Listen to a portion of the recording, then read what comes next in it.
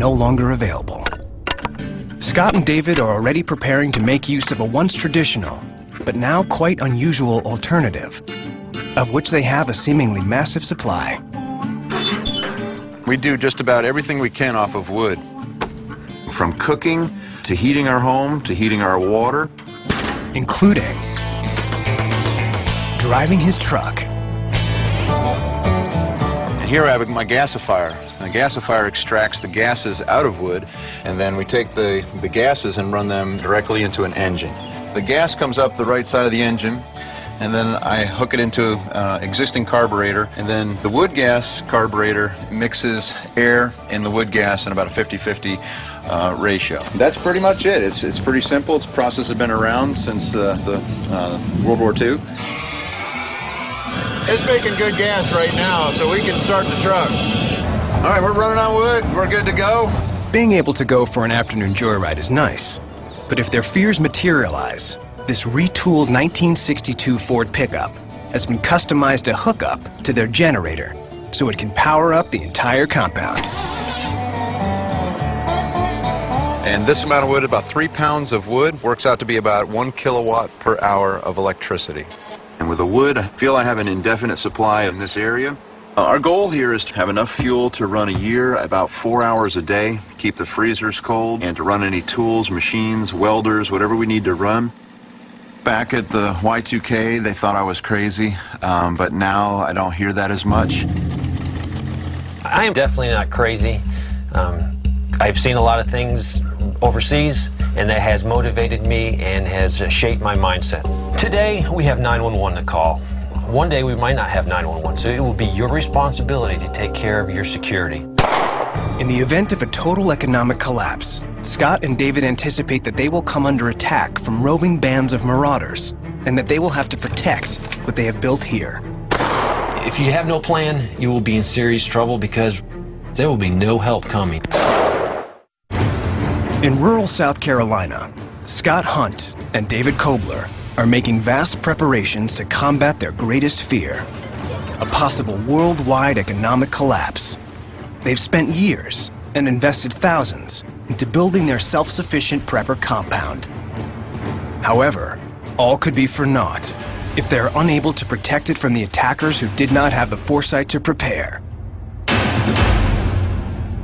If you don't have food, you're going to die. If you don't have firearms, someone can take all your food. So to me, you have to balance that between firearms and food. David Kobler owns many guns and thousands of rounds of ammunition. Frequently, he runs a firearm training session that every man, woman, and child must participate in, so that they are prepared for that fateful day when they are faced with the ultimate survival decision: kill or be killed. If you don't shoot every day, you do get rusty. This is a perishable skill that you have to work on always. I have multiple firearms. Each firearm is a tool in my toolbox. Excellent, that's it.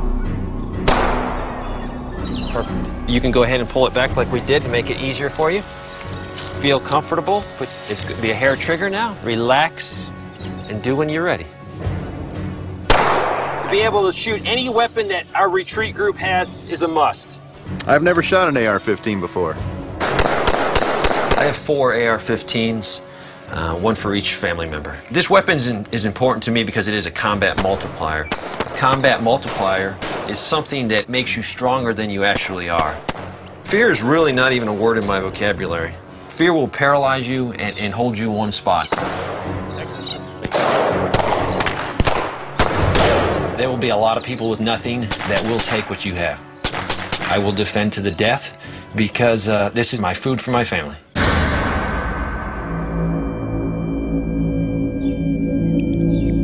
"55 acres is an almost impossible area to defend effectively.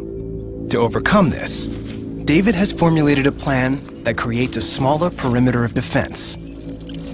We've decided to condense it at night and only watch about 5 or 6 acres. Today I'm looking for spots where we can put some more tripwires. These small devices are combat multipliers. They make us feel stronger and look stronger. This is a natural trail through the creek.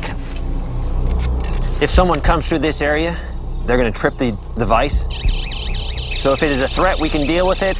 David's extensive combat training has taught him that in order to have the upper hand in a conflict over a larger number of attackers, he needs to see them before they see him. We have placed some LPOPs in the perimeter. An LPOP is a listening post during the night and an observation post during the day, so we can see people coming. You can clearly see there's room for 2 guys to shoot out if necessary.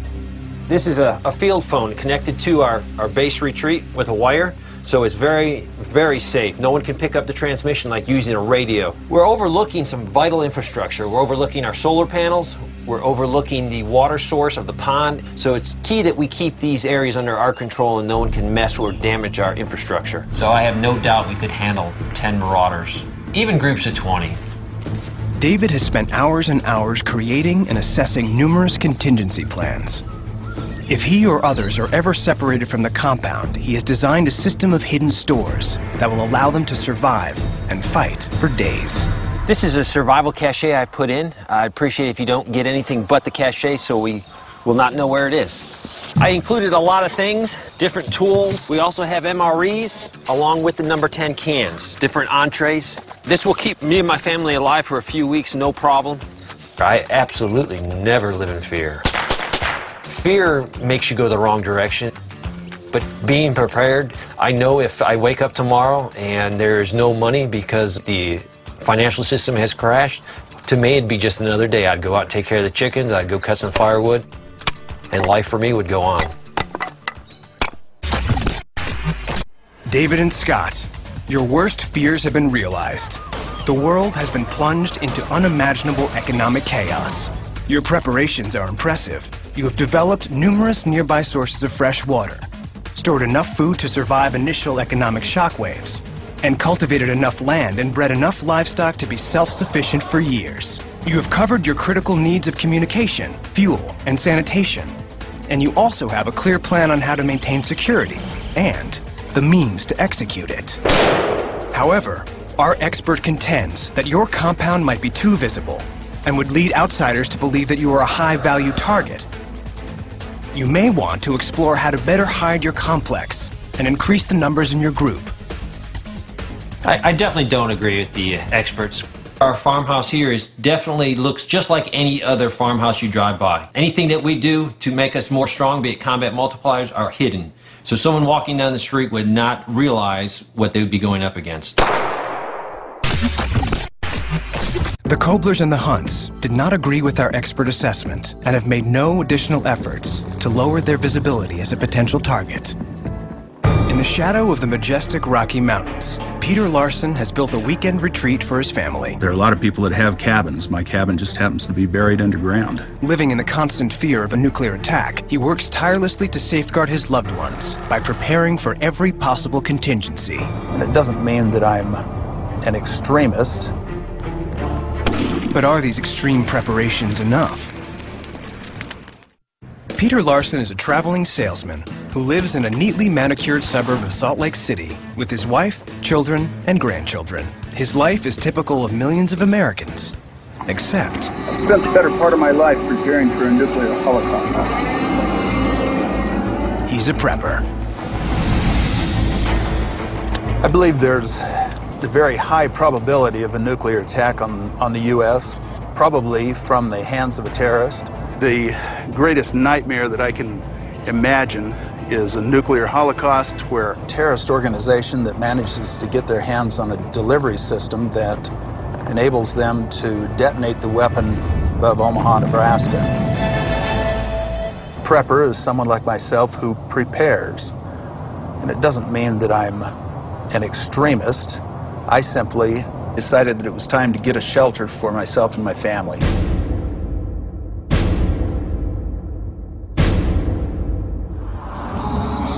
There's always a question of whether or not I'll be able to actually get to my shelter. My shelter's about an hour and 20-minute drive from here. When there's a nuclear attack, the fallout would be going primarily to the east as long as the prevailing winds continue to move in that direction. Subsequently, I have 3 routes. The rule of 3 guides many prepper plans. Peter has 3 modes of transportation, utilizing 3 different routes from his home to his shelter. To practice worst-case scenarios, Peter will often leave his car and walk the last several miles to his bunker. One of the things about prepping is it has eliminated some hobbies. I don't golf, I don't bowl, I don't follow sports.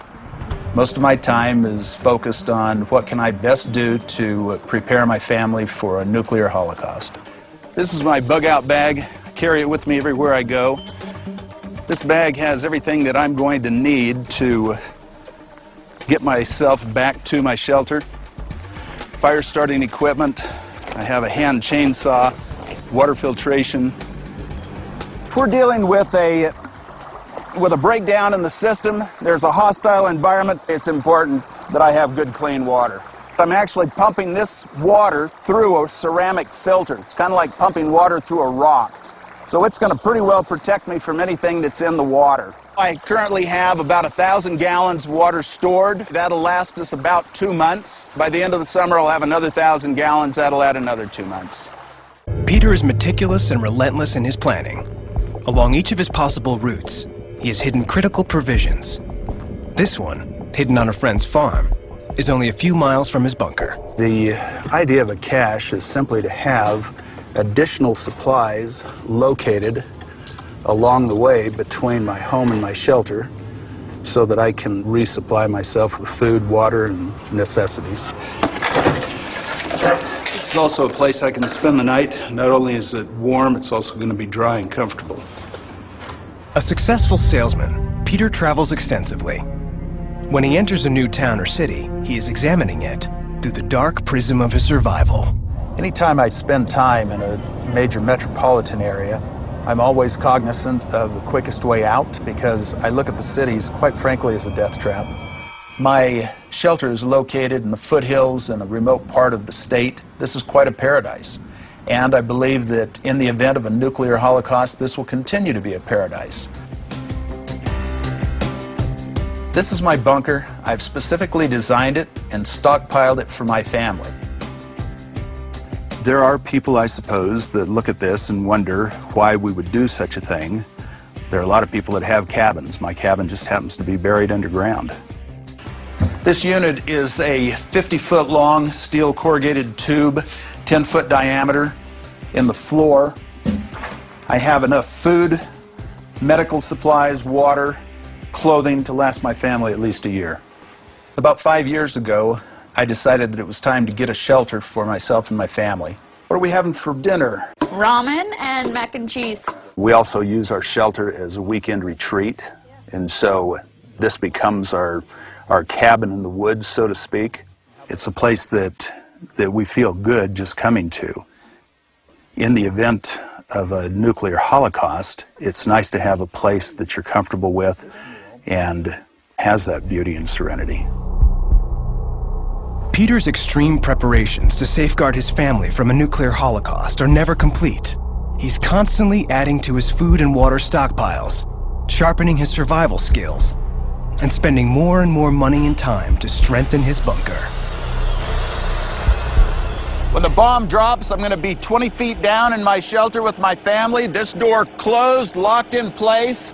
It's capable of withstanding the pressure of a fully loaded dump truck. 80,000 pounds of pressure on this door. It'll protect me from virtually anything that can happen. Peter is always assessing new risks, potential dangers, and possible countermeasures. There are still in the neighborhood of 2,000 nuclear weapons in the hands of the Russians. Trying to get me and checkmate. Chinese are building up their nuclear stockpile. The Iranians are coming on strong, as well as the North Koreans. There are a lot of threats in this world. I think you just sold the farm, my friend. Our expert has determined that your underground shelter has been sufficiently reinforced to protect you and 12 family members from a nuclear blast as close as 1/2 mile from your site. You have enough food to last